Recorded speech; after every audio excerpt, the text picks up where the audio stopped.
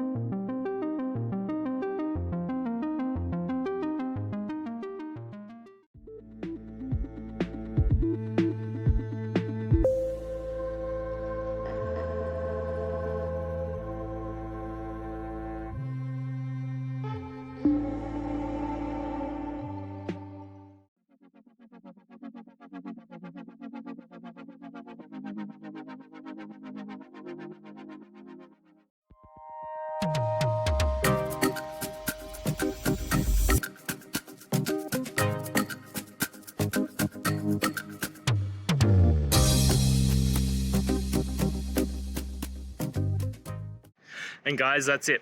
I hope this video has helped you and get you through to that resolution you needed. If it did, please, I'd appreciate it if you hit subscribe. Now, until the next time that you need technical help, I hope you have a good one. Cheers.